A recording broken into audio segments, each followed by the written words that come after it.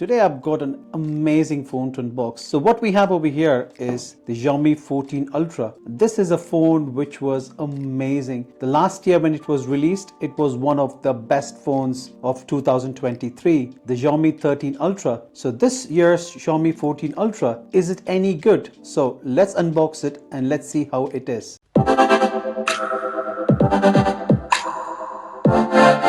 Well, before we do the unboxing, let me tell you something. This year, Xiaomi has done an incredible offer. If you are pre-ordering it, not only you get the phone, along with that, you also get the Xiaomi 14 Ultra's photography kit. You also get the Xiaomi Pad 6 tablet, which I feel it's an amazing deal. So without further ado, let's go for the unboxing.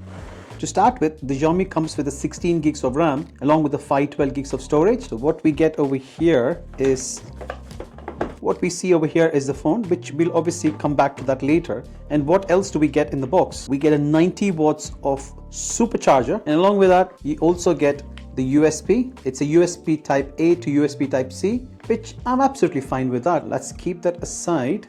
And what we get in this box, we get the SIM ejector tool. Along with that, you get the leaflet, the quick start guide, which I'm pretty sure none of us read. So, and what we get over here is a case. Actually, it's a nice case though. It's not a flimsy, it's not a cheap case. It's definitely a very good case. And I can actually see it's made very well. So that's the case. Let's put that aside. And now to the actual hero of today. Let's open it up. So what we see over here, this one is a 6.8 inches of screen. It's an AMOLED screen with 120 Hertz of refresh rate. And what you see is it is definitely not a flat screen. It's got the curves at the side, but obviously it's not a huge kind of curve. If you actually see from here, it's got a subtle curve, and the curve runs all around. So it's got the curve over here on top, bottom and sides, and obviously the back is got the vegan leather back, which I personally like. I'm a kind of person who does not like to put a case on it, just purely because what's the fun of having a case? Well, I really like the way it is rounded over here. It doesn't has any kind of sharp edges. It's got, and also the leather is nice soft leather with some perforations over here. You can actually see when you compare this one to the previous iteration of the Xiaomi 13 Ultra. The Xiaomi 13 Ultra had a kind of like a raised edge over here, but that one is gone, and this one gives you a clean look. And obviously, yes, it's got a huge camera bump. You can actually see from here, that's how huge it is. And these days a huge camera bump is kind of becoming normality.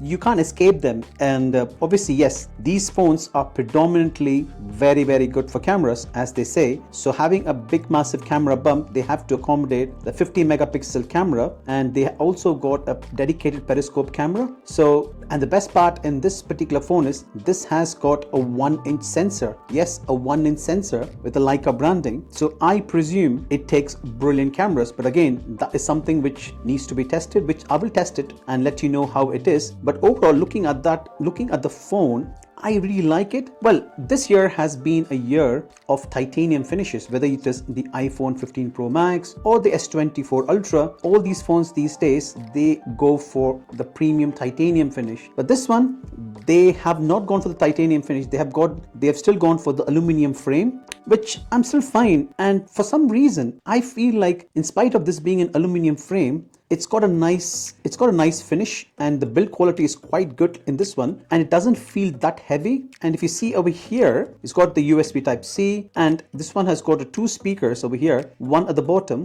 and one at the top. And yes, it's got the volume rocker button over here and the power button, which is also quite tactile. I can actually feel the tactile finish in that one. And this side of the phone, it's completely flush. There is no buttons or anything like that. It's completely a cleaner look over here. And by feeling this phone, it doesn't feel that heavy. The strange part is when I used to use the previous iteration, the Xiaomi 13 Ultra, it used to be heavy, but this one does not feel heavy at all. Well, it is heavy, but not as heavy as compared to the Xiaomi 13 Ultra. Got a 4 camera setup with a 50 megapixel camera and a 5 times optical zoom. And this year has been a year where there is no 10x zoom. All the phone manufacturers have sticked with the 5x zoom. So it's becoming a battle of the 5x zoom. category cameras. So let's see how this one fares. I've got a slight indication that this one would be better in quite few aspects because it's got a 1-inch sensor. So I'm really looking forward to how good it is. Now let's check out what Xiaomi has given us as far as the photography kit is concerned. So yes, this one comes with a case, and the case is quite nice as well. So just to tell you, so when you buy the phone, when you pre-order the phone, when you get it along with the photography kit, you get two cases. One obviously is in the box of the Xiaomi 14 Ultra, and the second case is actually over here. And not only that, you also get this one, which is where you actually have the functionality of the click and zoom and record functions. And along with that, it's got a small inbuilt battery as well. So you get like an extra bit of battery life. And this one you get 2 extra rings. And let me show you how it look like when you fit it. So there you go. That's how it looks like when you fit with the case. To be honest with you, it just looks like any other case. It doesn't add a massive amount of bulk. The way this one goes is you just need to slide this over and that clicks over there. And once that clicks in, you actually get a proper kind of camera function.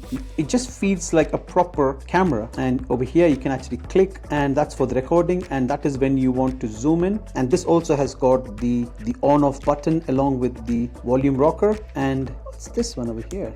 So that's one locks it. So you can actually see over here. So initially when I had it, you can actually remove it like that. But now when you put that on, and when you slide this over here, that actually locks it up. So accidentally you can't actually open it up, which I say it's actually a nice touch over here. And yes, this is where a lot of people get confused. I have seen so many people online asking like, oh, how do I fit this one to that one?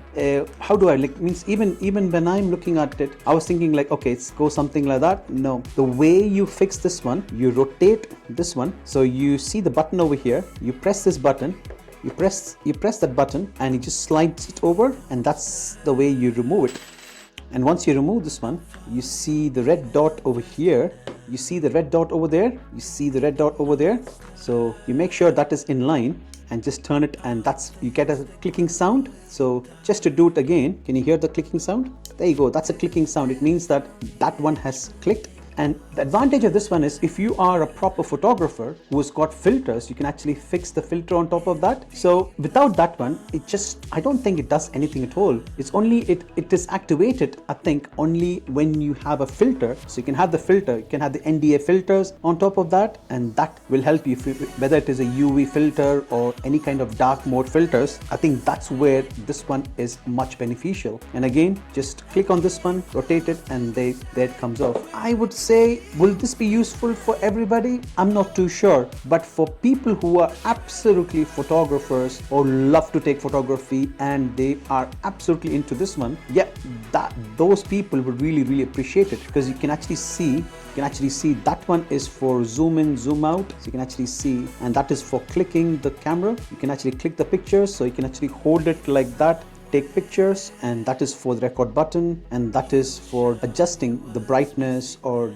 how to darken your mood in the scene. This side or that side, you can actually reduce or increase the brightness in the image, which I would say is quite handy. But as I told you, will I use it? I'm not too sure. I think I would rather just point and shoot. I'm a person who's been used to point and shoot. So even though, yes, this one is quite good, but the chances of me using it, I'm not too sure. Next is a Xiaomi Pad 6. But before we open this one, let's check what the specs are. So this tablet has got 8 GB of RAM with a 256 GB of storage, which I would say, yeah, it's nothing bad at all. It's quite decent. For a free tablet, hey, why not? And this one has got a Dolby Vision Atmos speakers. And the tablet, you get the user guide. And what do we get over here? This looks massive. Let's see what it gets over here. Yeah, you get a charger, same USB type. You get a USB type A to USB type C. You definitely get a decent 33 watts of charger, which is not bad at all. Let's open up the tablet.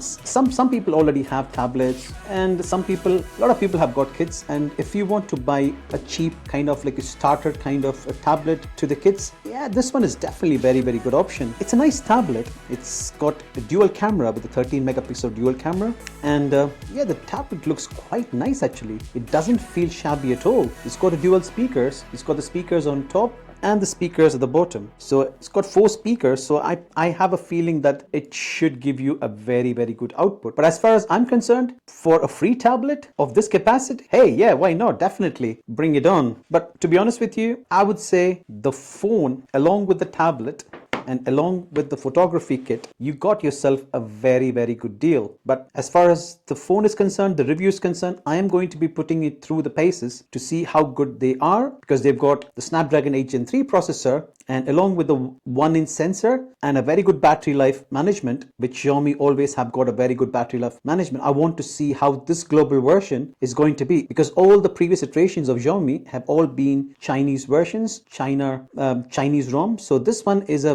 global edition, direct global edition, which I want to see how it is. Stay tuned, and I will be posting a few videos regarding how the first 48 hours has been, a review of the camera. So if you like my video, please do like, comment and subscribe. It means a lot to me. And until next time, take care and stay safe. Thank you.